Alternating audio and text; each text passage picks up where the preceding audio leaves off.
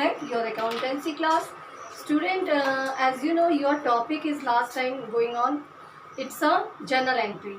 तो आज हम जर्नल एंट्री में कुछ और एंट्रीज पढ़ेंगे. Those are related to GST. तो what is the meaning of GST? First of all, the GST it is means goods and service tax. तो आप सबको मालूम है कि जीएसटी एक ऐसा टैक्स है जो इनडायरेक्ट टैक्स है और जितनी भी चीज़ें हम खरीदते या बेचते हैं उन पर जीएसटी चार्ज करना लीगली ज़रूरी है. ठीक है, तो अब लीगली तो है कि हमें जीएसटी पे करना पड़ेगा, या हम खरीद रहे हैं या बेच रहे हैं, जो कुछ भी कर रहे हैं, तब दोनों कंडीशंस में ही हम जीएसटी को चार्ज करते हैं. तो what is the definition of GST? GST is a comprehensive indirect tax. तो मैंने आपको सबसे पहले बताया this is a tax of indirect tax, not direct tax. Indirect इसलिए हम कहते हैं कि जब हम कोई चीज़ खरीदते हैं तो उस पर ये टैक्स चार्ज किया जाता है. ठीक है, तो विदाउट, अगर हम कुछ खरीदेंगे नहीं तो हमें जीएसटी पे भी नहीं करना है. और इनडायरेक्ट इसलिए भी है कि it shift to the other person. ये क्या होता है, एक के बाद दूसरे पर्सन पे शिफ्ट होता जाता है. तो what is the definition complete? GST is a comprehensive indirect tax charge each time the supply is made, each time the goods are sold and service are rendered, except on the exempt goods and services. कुछ ऐसे goods and services हैं जहाँ पर हमें GST पे नहीं करना होता है. उसके अलावा जितने भी गुड्स और सर्विसेज की सप्लाई की जाती है उन सभी पर हम जीएसटी चार्ज करते हैं. अब जीएसटी के कैटेगराइजेशन क्या है, कितने तरीके का जीएसटी होता है? तो GST is categorize into three types में हमने जीएसटी को कैटेगराइज किया है. First CGST, central goods and service tax. Second SGST, state goods and service tax. And third IGST, integrated goods and service tax. तो first of all we are talking about the central goods and service tax. तो जो कुछ भी हम goods खरीदते हैं उस goods पे हमें कुछ परसेंट सेंट्रल का टैक्स देना पड़ता है, जिसे हम बोलते हैं CGST, central goods and service tax. ऐसे ही जिस स्टेट में हम सामान खरीद रहे हैं उस स्टेट के लिए हमें कुछ टैक्स पे करना होता है. उस टैक्स को हम बोलते हैं एसजीएसटी, यानी states goods and service tax. And the last is IGST. तो जब हम दो स्टेट के बीच में सामान खरीद रहे हैं, अभी तो ऊपर जो दोनों टैक्सेस हैं ये सिंगल स्टेट के हैं, लेकिन अगर मैं दो स्टेट यानी दिल्ली और उत्तर प्रदेश, दो स्टेट अलग अलग हैं, अब इन दोनों स्टेट्स के बीच में अगर कोई ट्रांजैक्शन हो रहा है, कुछ सामान की सप्लाई की जा रही है, तो उस पर जो टैक्स लगेगा वो क्या हो जाता है, आपका आईजीएसटी. ठीक है, तो कौन कौन से टैक्सेस हैं? देखो, पहली बात तो जो टैक्सेस लगते हैं हमारे वो दो तरीके से लगते हैं, input GST and output GST. तो जब हम सामान को खरीदते हैं तो उस पर जब हम टैक्स देते हैं उसको हम बोलते हैं इनपुट, और जब हम सामान को सेल करते हैं और उस पर जो टैक्स लगाया जाता है उसको हम बोलते हैं आउटपुट जीएसटी. आज हम बात करेंगे उन एंट्रीज की कि कौन कौन सी एंट्रीज ऐसी हैं जिन पर जीएसटी चार्ज नहीं होता. तो you noted down firstly these complete definitions and categories of GST. Then we will start the next topic. Journal entry transaction with GST is not charged. ऐसे कौन से expenses हैं या ऐसी कौन सी journal entries हैं जिन पर हम GST चार्ज नहीं करते. ठीक है, you note down. Now a journal entries of transaction on which GST not charged. तो पहली एंट्री हमारी क्या होगी? Capital introduce. First capital introduced. तो यहाँ पर हमारा जीएसटी चार्ज नहीं होता. जब हम कैपिटल बिजनेस स्टार्ट करते हैं और कैपिटल को इन्वेस्ट कर रहे होते हैं बिजनेस के लिए, तो वहाँ पर हम जीएसटी चार्ज नहीं करते. So the entry is as usual same, cash and bank account debit to capital. This is the first entry without charging a GST. Now we come to the next entry, payment of wages and salary. Payment of wages and salary. तो जब हम किसी को wages दे रहे हैं और salary payment कर रहे हैं तो यहाँ पर भी हम जीएसटी चार्ज नहीं करेंगे. So the entry is as usual same, wages and salaries account debit to cash. There is no any GST. Okay. Now we come to the third entry. The third entry, electricity and water bill. Electricity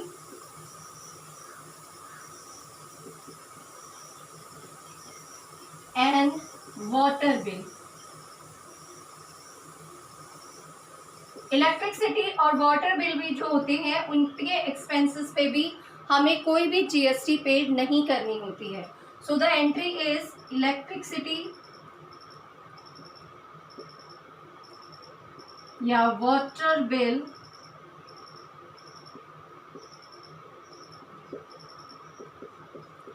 expenses account debit to cash. Okay, we are having some more entry though we are not taking GST. Next entry is interest paid. जब हम loan पे interest paid कर रहे होते हैं इस condition में भी हम जीएसटी चार्ज नहीं करते. तो एंट्री क्या हो जाएगी? As usual same simple entry हो जाएगी, interest account debit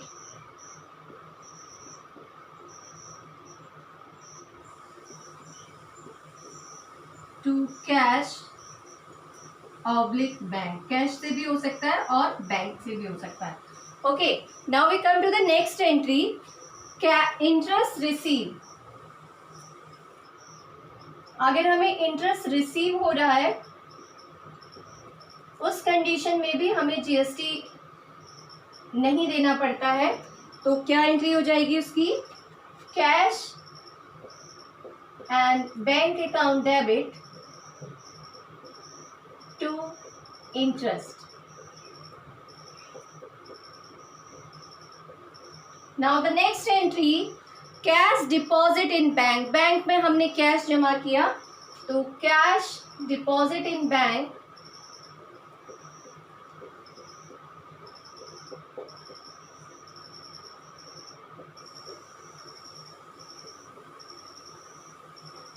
the entry is bank account debit to cash and there is also no any GST charge. After that, if we withdraw the cash from bank, अगर मैंने cash withdraw किया है bank से, cash withdrawn from bank,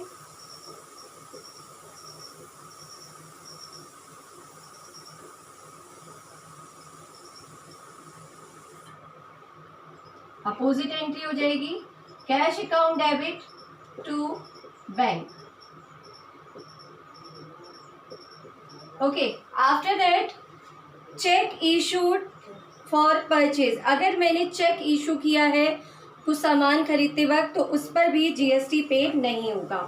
check issued for purchase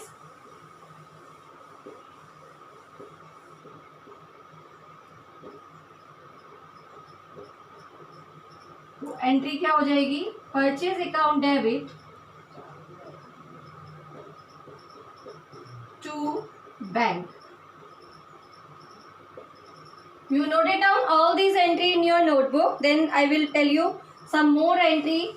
Those entry are without GST entries. Okay, you noted down the entries.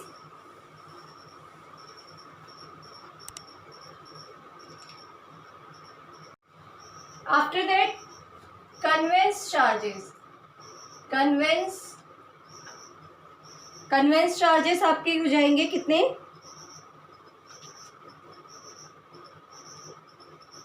Convince charge पर भी हमारी जो GST होती है वो जीएसटी चार्ज नहीं की जाती. ठीक है, तो expenses, conveyance expenses account debit या आप इसे ट्रैवलिंग एक्सपेंसेस भी लिख सकते हैं.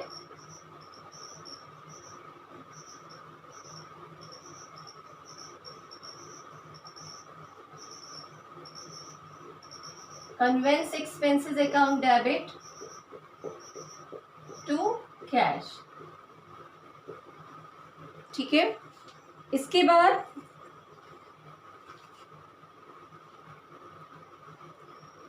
Then we come to the next entry, depreciation on fixed assets. अगर हम किसी चीज पे डेप्रिसिएशन लगा रहे हैं तो यहाँ पर भी हम क्या है, जीएसटी चार्ज नहीं करेंगे। ठीक है, इट इज वेरी क्लियर कि डेप्रिसिएशन चार्ज करते वक्त भी आप जीएसटी को चार्ज नहीं करते। So the entry is depreciation account debit to fix assets.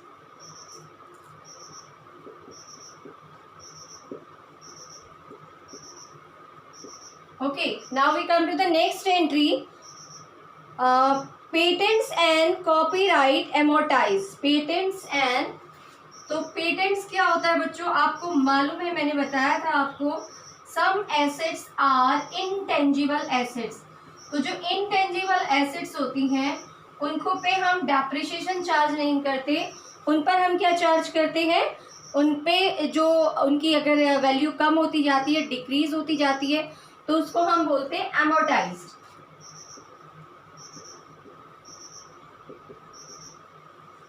इस पर भी डेप्रिसिएशन चार्ज नहीं होता. So the entry is amortization expenses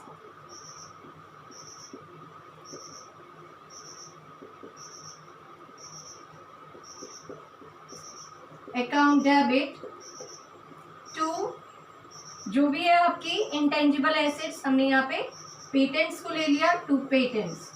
okay, now we come to the next entry, advance receive against sale. Advance receive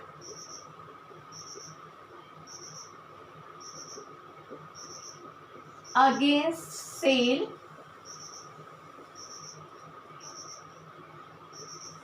तो entry आपकी क्या हो जाएगी, cash and bank account debit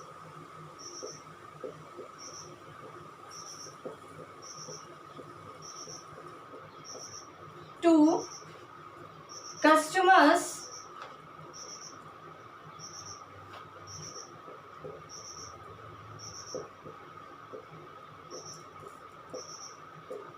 ठीक है. Now we come to the last entry, advance paid against purchase. अभी हमने cell पे दिया था, रिसीव किया था, अब हम पेड कर रहे हैं. Advance paid against purchase.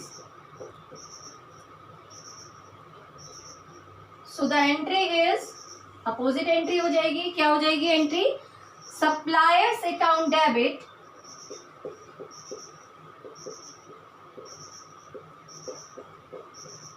To cash oblique bank.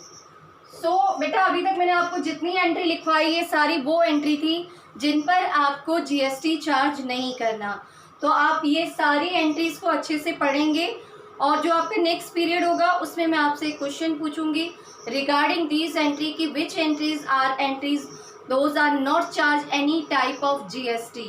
तो आपको ये अच्छे से पढ़नी है और आपको मुझे आंसर करना है कि कहाँ कहाँ पे जीएसटी, कौन सी ऐसी एंट्रीज होती हैं जिन पर जीएसटी चार्ज नहीं किया जाता. And in your next lesson I will tell you about कौन कौन सी जर्नल एंट्रीज हैं जिन पर हम जीएसटी चार्ज करते हैं. ठीक है, I hope you have clear all these entry, so you noted down all the entries in your notebook also. Thank you, have a nice day.